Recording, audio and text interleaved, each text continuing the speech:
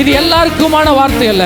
இதை சிலர் காலையில் கர்த்தர் ஏதாவது பேசுவாரா, கர்த்தரனை உயிர்ப்பிப்பாரா, கர்த்தரனை பலப்படுத்துவாரா, கர்த்தரனை தட்டி எப்படியாவது கொண்டு போய் கரை சேர்ப்பாரா என்று கேள்வியோடு தேவையோடு வந்திருக்கிற பிள்ளைகளுக்கு கர்த்தர் சொல்றாரு, அவனை கடந்து போக பண்ணுவேன், அவனை கடந்து போக பண்ணுவேன்.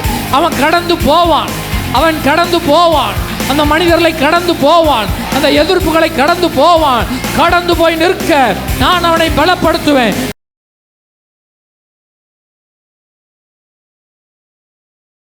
கடந்த நாட்களில் ஒரு சகோதரி என்னோடு பேசும்போது அவர்கள் ஒரு வார்த்தையை பயன்படுத்தினாங்க, நல்லா இருந்தது. அதை வெள்ளிக்கிழமையில் சொன்னேன்.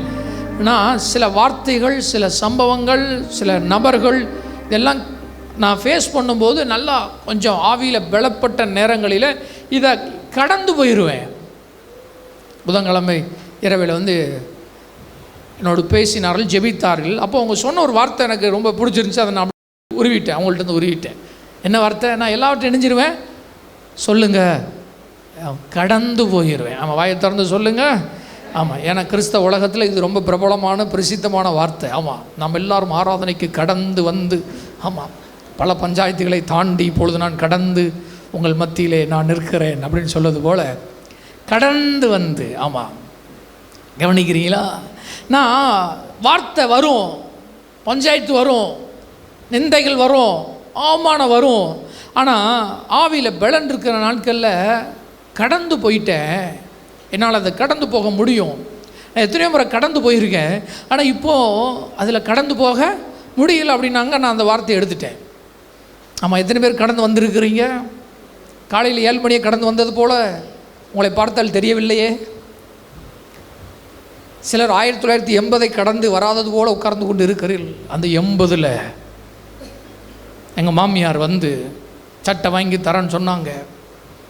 90ல் 95ல் ஏன் ஏதோ ஒரு காரியம் அவர்கள் மனதுக்குள்ளாக இருக்கிறது என்றால் அந்த பஞ்சாயத்தை அவர்கள் சொல்லுங்கள் கடக்க முடியலை. ஆனால் வெற்றியுள்ள கிறிஸ்தவனுக்கு ஒரு ஃபார்முலா தெரிஞ்சிருக்கணும்.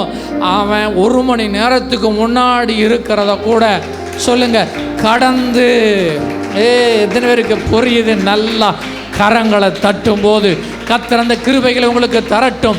சிலவற்றை நீங்கள் சுமந்து கொண்டு வந்திருக்கலாம், சிலவற்றை கடக்க முடியாமல் நின்று கொண்டு இருக்கலாம்.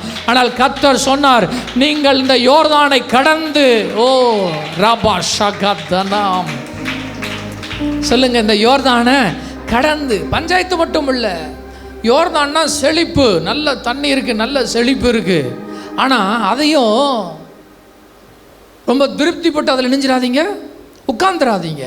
நீங்கள் யோர்தானை கடந்து போனால் தான் இன்னும் அழகான பாலும் தேனும் ஓடுகிற தேசம். அப்போ இன்னைக்கு ஆவியானவர்கிட்ட இந்த முதல் செஷனில் உங்களுக்காக 2வது ஜெப குறிப்பாக இதை ஏறெடுக்கிறேன். எத்தனை பேர் வேணுமோ அவங்க இதை பயன்படுத்தி ஜெபிக்கலாம். ஆண்டவரே, சிலவற்றை நான் கடக்க முடியாமல் போராடி கொண்டு இருக்கிறேன். போன மாதத்தில் நடந்தது, அதற்கு முந்தின மாதத்தில் நடந்தது, அல்லது கடந்த வருஷங்களே நடந்தது.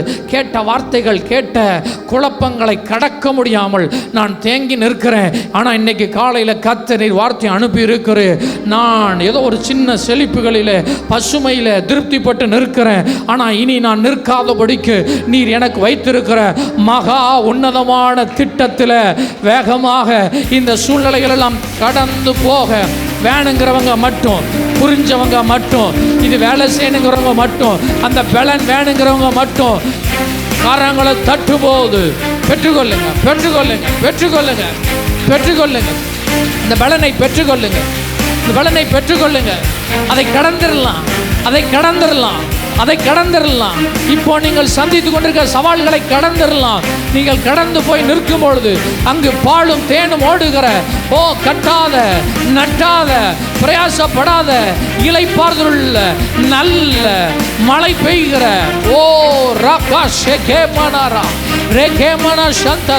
இது எல்லாருக்குமான வார்த்தை அல்ல. இதை சிலர் காலையில் கர்த்தர் ஏதாவது பேசுவாரா, கர்த்தரனை உயிர்ப்பிப்பாரா, கர்த்தரனை பலப்படுத்துவாரா, கர்த்தரனை தட்டி எப்படியாவது கொண்டு போய் கரை சேர்ப்பாரா என்று கேள்வியோடு தேவையோடு வந்திருக்கிற பிள்ளைகளுக்கு கர்த்தர் சொல்றாரு, அவனை கடந்து போக பண்ணுவேன், அவனை கடந்து போக பண்ணுவேன். அவன் கடந்து போவான், அவன் கடந்து போவான். அந்த மனிதர்களை கடந்து போவான், அந்த எதிர்ப்புகளை கடந்து போவான். கடந்து போய் நிற்க நான் அவனை பலப்படுத்துவேன். சத்தமா சொல்லுங்க, என்னை பலப்படுத்துகிற கிறிஸ்துவினால எல்லாவற்றையும் செய்ய எனக்கு பலன் உண்டு. நான் தேங்கி கிடக்கிறவன் அல்ல, நான் தேங்கி கிடக்கிறவன் அல்ல. நான் ஓடிக்கொண்டிருக்கிற நதி, நான் தேசத்துக்கு பாய்கிற நதி, நான் கிராமங்களையும் பட்டணங்களையும் வளமிக்க தோட்டமாக மாற்றுகிற ஒரு வற்றாத நதி. காரணம், எனக்குள்ள ஒரு மகா பெரிய பரிசுத்த ஆவியானவர் இருக்கிறார். முற்பிதாக்களின் உள்ளே வாசம் பண்ணினவர், பவுலின் உள்ளே வாசம் பண்ணினவர், கிறிஸ்துவுக்குள்ளே வாசம் பண்ணினவர், சீசர்களுக்குள்ளே வாசம் பண்ணினவர், தேசங்களை அசைத்த ஆவியானவர் எனக்குள்ள இருப்பதினால இது எம்மாத்திரம், இது எம்மாத்திரம், இது எம்மாத்திரம். கர்த்தர் சொல்லுகிறார், உன்னை உன்னை உன்னை உன்னை போரடிப்பதற்கு கூர்மையான பற்களுள்ள எந்திரமாக்குவேன். நீ மலைகளை மிதிப்பாய், குன்றுகளை நொறுக்குவாய். சொல்லுங்க, போக முடியாது சொன்னவங்க சொல்லுங்க. கர்த்தருடைய பலத்துல, கர்த்தர் தர்ற பலத்துல, கர்த்தருடைய கிருபையில, கர்த்தர் தருகிற ஞானத்துல, கர்த்தருடைய ஓரா ஷெகேமனரா லியங்கரவா கடந்து போவேன், கடந்து போவேன், கடந்து போவேன்.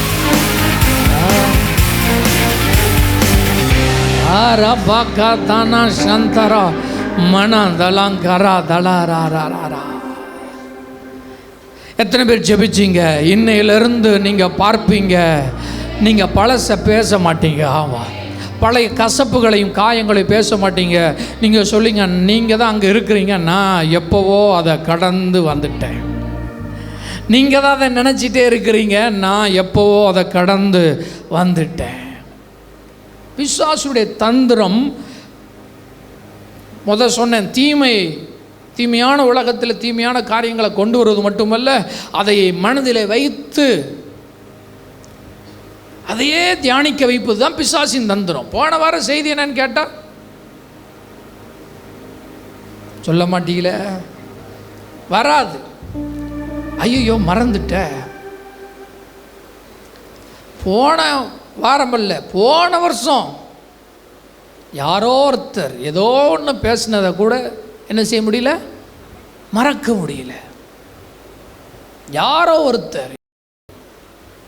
ஆனால் இன்னைக்கு கேளுங்க, ஆண்டவர் அதெல்லாம் தட்டி விட்டு கடந்து போகிற அந்த கிருபைகளை தருவாரா? எனக்கு வைத்திருக்கிற பாதைகள் சொல்லுங்க, நெய்யாய் பொழிகிற பாதை. இதை பேசிட்டு உட்கார கத்துறேன், அழைக்கலை. எனக்குள்ள ஒரு ஜீவன் நதி இருக்கு.